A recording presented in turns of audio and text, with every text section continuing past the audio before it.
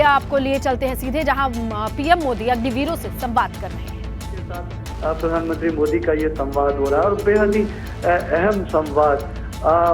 ये स्कीम सिर्फ सेना को यूथफुल, ऊर्जावान, ज्यादा स्किल्ड बनाने के मकसद से ही नहीं लाई गई थी, बल्कि एक तरह से राष्ट्रभक्ति की भावना पूरे देश में जगे, पूरे देश के भीतर इस तरह के युवाओं की मात्रा बढ़े और इस तरह अग्निवीरों को संबोधित करने वाले हैं प्रधानमंत्री नरेंद्र मोदी। जैसे ही उनका संबोधन शुरू होगा, रक्षा मंत्री राजनाथ सिंह भी मौजूद हैं। हम आपको सुनवाएंगे। फिलहाल औपचारिक शुरुआत हो रही है वीडियो कॉन्फ्रेंसिंग के जरिए। ये तमाम जल थल नौसेना के अग्निवीर हैं जो पहले बैच की ट्रेनिंग के बाद देश की सेवा के लिए अग्रसर होने से पहले मुखातिब हो रहे हैं वीडियो कॉन्फ्रेंसिंग के जरिए प्रधानमंत्री नरेंद्र मोदी से। देखना यह है कि उनसे क्या संदेश देते हैं, उनके लिए क्या संदेश होता है प्रधानमंत्री की ओर से। अग्निवीर योजना जब शुरुआत हुई तो इसका शुरुआत में थोड़ा विरोध हुआ, लेकिन यह माना गया कि देश की सेवा के लिए नौजवानों का ये बैच उत्साह और ऊर्जा से लबरेज होगा। और क्या कह रहे हैं प्रधानमंत्री, ये भी हम आपको सुनवाएंगे।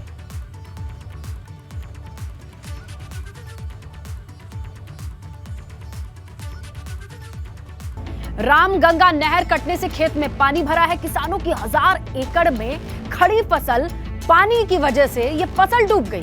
औरैया के 4 गांव के 250 किसानों की फसल पानी में डूब चुकी है।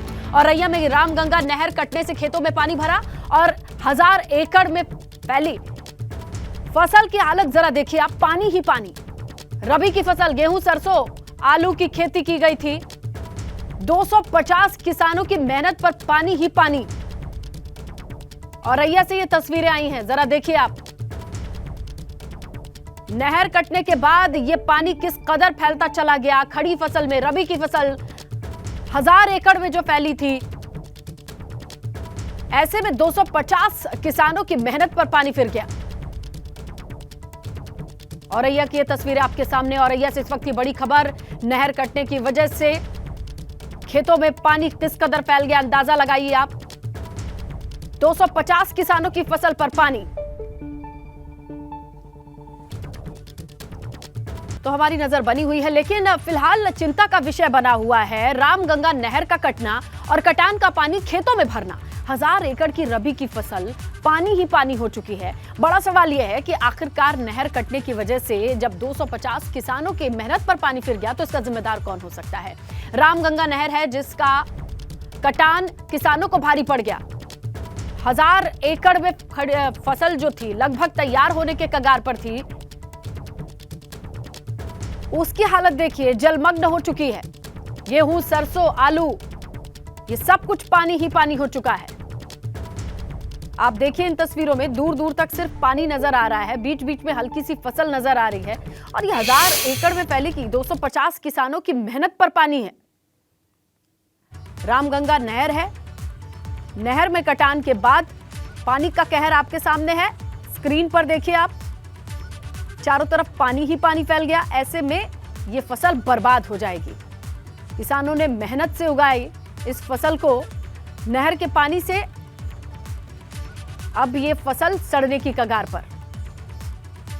देखिए आप, ये रामगंगा नहर है जिसके कटान के बाद की स्थिति, जिस कटान को भरने की कोशिश अब की जा रही है, लेकिन काफी पानी बह चुका है, काफी लेट हो चुका है, काफी देर बाद इस पर ध्यान दिया जा रहा है।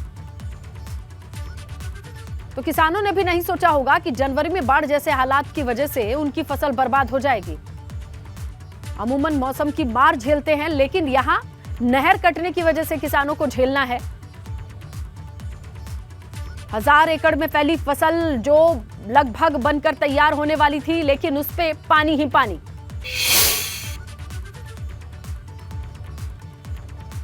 पानी कैसे आया हुआ है? होगी नार में।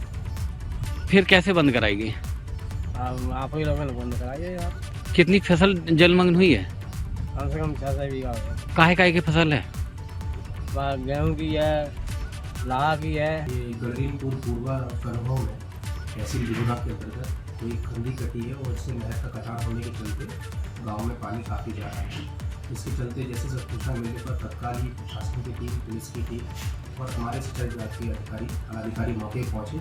तो रात में हम लोगों ने पूरी रात इसमें लगकर अपने JCB वगैरह अरेंज कराकर और लोकल लोगों की मदद लेके उसको पूरी तरीके से हम लोगों ने बंद करवा दिया।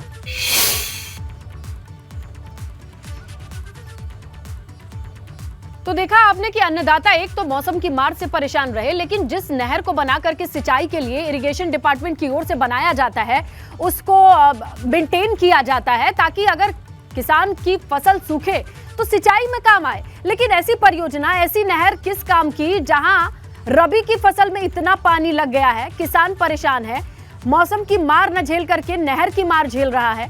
ये बड़ा सवाल है। औरैया के 250 किसान जब सो करके उठे होंगे और उनके खेत में इतना पानी देखा होगा, तो अब ये बड़ा सवाल कि आखिरकार फसल का क्या होगा, इसकी लागत का क्या होगा। खबर जोशीमठ से है। राष्ट्रीय आपदा घोषित करने की मांग वाली याचिका पर आज सुप्रीम कोर्ट में सुनवाई होनी है।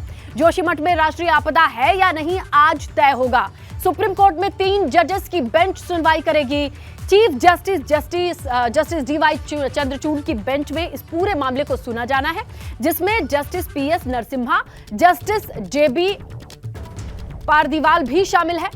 आपको बताएं, शंकराचार्य अविमुक्तेश्वरानंद सरस्वती की याचिका पर सुप्रीम कोर्ट में आज सुनवाई होनी है। याचिका में मांग की गई है कि सबसे पहले तो ये राष्ट्रीय आपदा घोषित की जाए। इसके साथ ही कोर्ट केंद्र और NDMA को निर्देशित करे कि वो जान माल संकट का सामना कर रहे स्थानीय लोगों की मदद के लिए राहत कार्यों में राज्य सरकार को सहयोग करे। तपोवन विष्णुगाड़ जल विद्युत परियोजना के तहत चल रहे सभी निर्माण कार्यों पर रोक लगे और जब तक कोर्ट की नियुक्त कमेटी इसे मंजूरी नहीं दे देती, ये रोक जारी रहे। शंकराचार्य ने सवाल उठाते हुए ये भी कहा है कि सरकार अभी तक ये नहीं तय कर पाई है कि आखिरकार जमीन धंस क्यों रही है। तो अपने इन सभी सवालों के साथ सुप्रीम कोर्ट का दरवाजा खटखटाया है शंकराचार्य अविमुक्तेश्वरानंद सरस्वती में और आज सुनवाई होना है। आज सुनवाई होना है जिसमें मांग यह है राष्ट्रीय आपदा घोषित किया जाए, विष्णुगाड़ परियोजना पर रोक लगाई जाए। रोक भी तब तक लगाई जाए जब तक ये तय ना हो सके कि आखिरकार जमीन धंस क्यों रही है जोशीमठ में। लोगों को शिफ्ट करने के लिए, भुगतान करने के लिए, मुआवजे की तमाम चीजों को देखने के लिए केंद्र और राज्य सरकार मिलकर के काम करे। इन सभी बिंदुओं के साथ याचिका लेकर के सुप्रीम कोर्ट पहुंचे शंकराचार्य अविमुक्तेश्वरानंद को आज उनकी याचिका को आज सुप्रीम कोर्ट में 3 जजों की बेंच सुनेगी।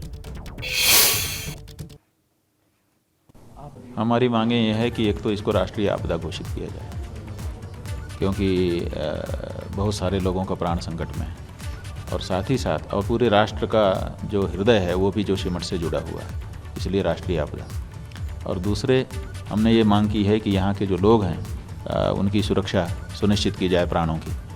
उनके जान के साथ साथ उनका जो माल है, मकान, दुकान आदि है, कार्यालय है, तो वो सब खतरे में है। पूरी ज़िंदगी की कमाई लगा करके वो लोग उसको बना चुके हैं और बनाने के बाद अब उनको नष्ट होता जब दिखाई दे रहा है तो उनके बहुत ही समस्या हो रही है। तो हम चाहते हैं कि उनको ये आश्वासन मिल जाए कि जिसकी जितनी लागत है, चाहे वो ज़मीन की हो, चाहे उसके ऊपर बनाए गए मकान की हो, वो कहीं डूबेगी नहीं। सरकार ऐसे कठिन समय में उनके साथ खड़ी है और फिर से वो ऐसा ही सरकारी मदद से बना सकेंगे, ये आश्वासन उनको मिल जाए। अभी तक सरकार ये नहीं बता पाई है। देखिए, उस दिन भी, जिस दिन हमने ये याचिका डाली थी, उस दिन भी सरकार नहीं कह सकती थी कि किस कारण से हो रहा है। आज भी सरकार नहीं कह पा रही है कि किस कारण से हो रहा है। उस दिन भी सरकार ये कहने की हालत में नहीं थी कि क्या होने वाला है, कहाँ तक जाएगी ये विभीषिका। आज भी सरकार इस हालत में नहीं है कि कह सके। तो आज की परिस्थिति में और उस दिन की परिस्थिति में कुछ बदलाव नहीं हुआ है। जो अर्जेंसी उस दिन थी वही अर्जेंसी आज बनी हुई है और ये ज़्यादा ध्यान देने योग्य बात है, संज्ञान लेने योग्य बात है कि इतने दिन बीत जाने के बाद भी सरकार जहाँ की तहाँ खड़ी है। तो इसका मतलब है कि इसमें इंटरवेंशन की आवश्यकता है।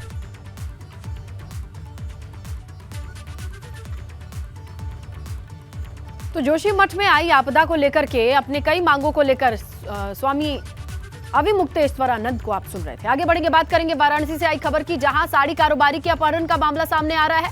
साड़ी कारोबारी महमूद आलम का अपहरण हुआ है। गौरीगंज के रहने वाले हैं महमूद आलम और अब किडनैपिंग के बाद 8 लाख की फिरौती की मांग भी सामने आई है। बड़ी खबर मिल रही है। किडनैपिंग और उसके बाद फिरौती की मांग करती यह खबर वाराणसी की है, जहां साड़ी कारोबारी को पहले किडनैप किया गया है और अब फिरौती के तौर पर 8 लाख मांगा जा रहा है। साड़ी कारोबारी हैं महमूद आलम, गौरीगंज के रहने वाले हैं। इन्हें किडनैप किया गया है और 8 लाख की फिरौती की मांग। वाराणसी से इस वक्त की बड़ी खबर। ज्यादा डिटेल के लिए रुक करेंगे हमारे सहयोगी नीतीश फोन लाइन पर मौजूद है। नीतीश, क्या है ये मामला और महकमा क्या कह रहा है? यहाँ अगर प्रथम दृष्टया माने जो महकमा है वो इस पूरे मामले में मोबाइल की लोकेशन ट्रेस करने में था और शनिवार से लापता है ये साड़ी कारोबारी। और जो बात जताई जा रही है वो साफ तौर पर यह है कि साड़ी कारोबारी का अपहरण हुआ है, क्योंकि 8 लाख रुपए की फिरौती मांगी गई थी। अगर बात करें तो जो परिवारजन है, जो परिजन है, वो अभी कुछ भी कहने से बच रहे हैं, क्योंकि इस तरह से गायब हुआ है रहस्यमयी तरीके से ये साड़ी कारोबारी। उसमें कहीं ना कहीं अपहरणकर्ताओं का बड़ा हाथ होने का ऐसा डर है। अब ये देखना होगा कि वाराणसी पुलिस किस तरह से अगर अपहरण हुआ है तो अपहरण के इस नेटवर्क को तोड़ पाती है, कैसे साड़ी व्यवसायी को सुरक्षित ला पाती है, ये देखने वाली बात होगी। अभी मोबाइल लोकेशन ट्रेस की जा रही है, इसके साथ ही जो उनसे जुड़े हुए लोग हैं उनको भी ट्रेस किया जा रहा है। तो अपनी कार्यशैली में वाराणसी पुलिस जुटी हुई है। भेलूपुर थाना पूरी तरह से इस पूरे मामले में लगा हुआ है। इस मामले में टीमें भी तैनात की गई हैं और अब उस खबर का इंतजार है जो इस साड़ी व्यवसायी को सुरक्षित वापस ला सके। जी बिल्कुल नीतीश, देखना ये होगा कि आखिरकार परिवारजनों का क्या हाल होगा इस शनिवार से लगाए आज तक, और पुलिस डिपार्टमेंट को ये सक्सेस मिलती है या नहीं, इस पर निगाहें टिकी रहेंगी। शुक्रिया नीतीश जानकारी के लिए।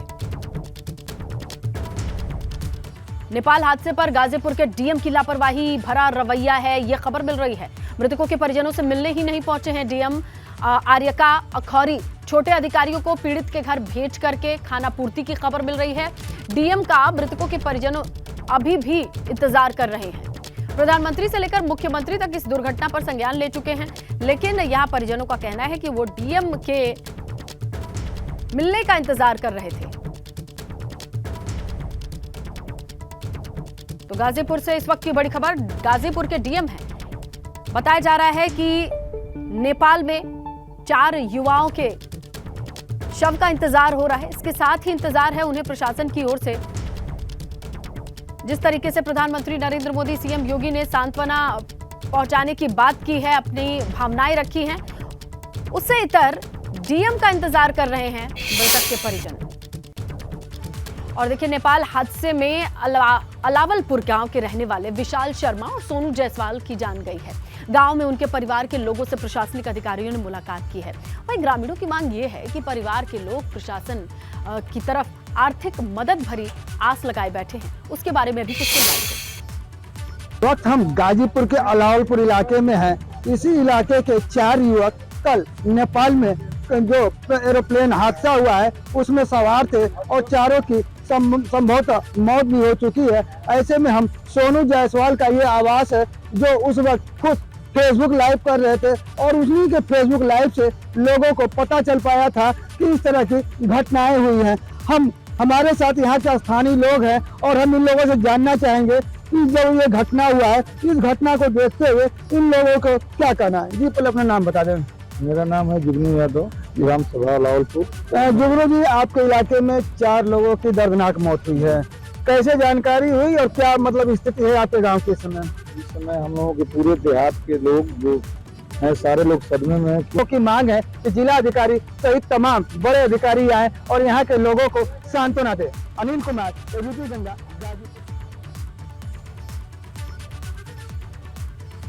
तो बिल्कुल यहाँ परिवार वालों को उम्मीद है कि घर में सिर्फ आजीविका के लिए इन्हीं युवाओं के कंधे पर जो जिम्मेदारी थी उसके मद्देनजर इनके परिवारजनों के बारे में कुछ सोचा जाए। प्रशासनिक अमले से ये उम्मीद वो लगाए बैठे हैं।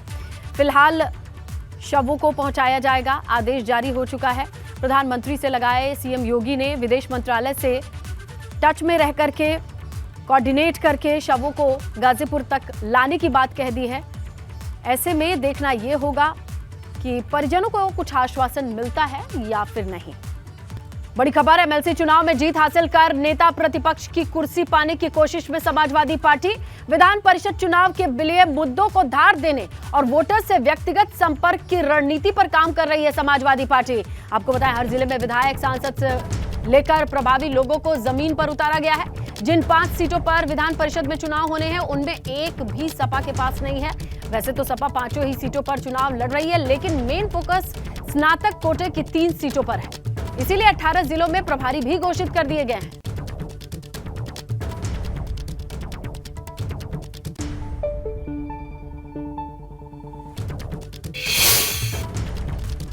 तो देखिए, विधान परिषद चुनाव पर समाजवादी पार्टी के प्रदेश अध्यक्ष नरेश उत्तम पटेल का बयान सामने आया है।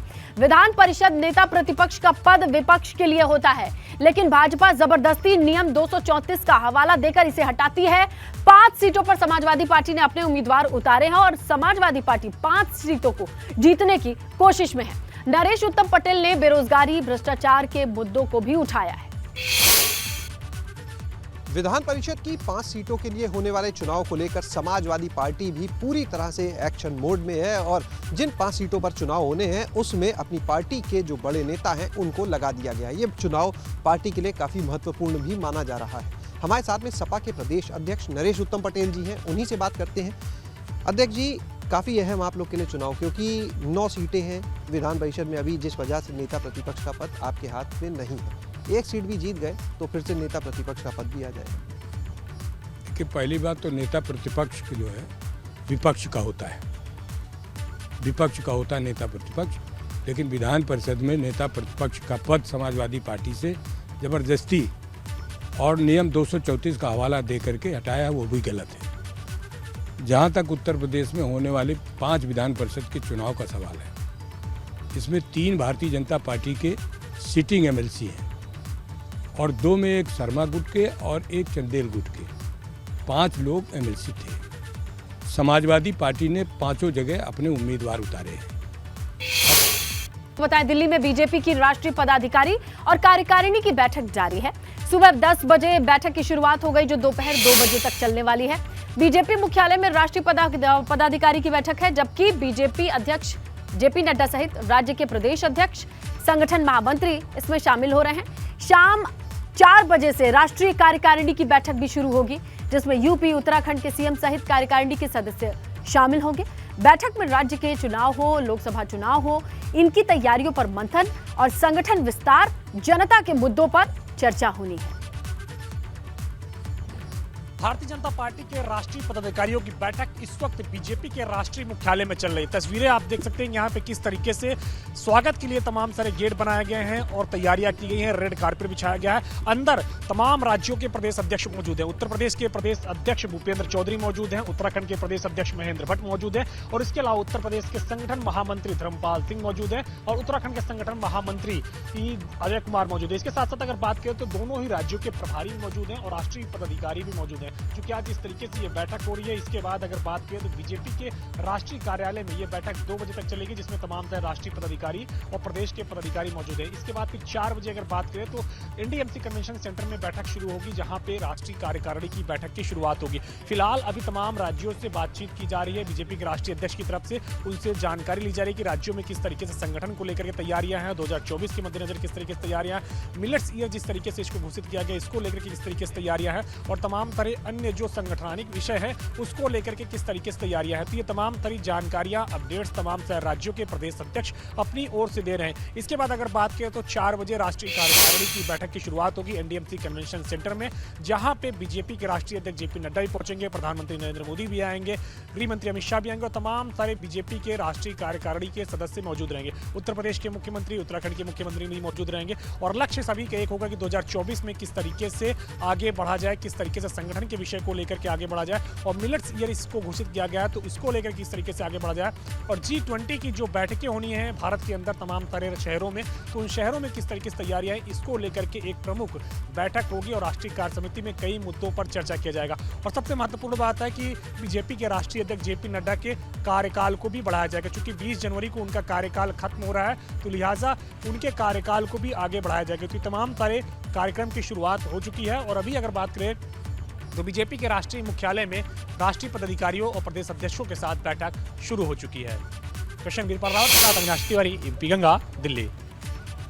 तो बताएं आपको कि बैठक में आज शामिल होंगे सीएम योगी। दिल्ली पहुंचेंगे। दोपहर 2:45 पर गोरखपुर से हिंडन एयरपोर्ट पहुंचेंगे मुख्यमंत्री योगी आदित्यनाथ। हिंडन एयरपोर्ट से एनडीएमसी सेंटर पहुंचने की खबर है सीएम योगी की। उत्तराखंड के सीएम पुष्कर सिंह धामी पहुंच चुके हैं दिल्ली, ये खबर मिल रही है। उत्तराखंड सदन में मौजूद हैं सीएम पुष्कर सिंह धामी और दोपहर 2:45 पर गोरखपुर से हिंडन एयरपोर्ट के लिए पहुंचेंगे सीएम योगी आदित्यनाथ और वहां से एनडीएमसी सेंटर के लिए रवाना होंगे सीएम योगी।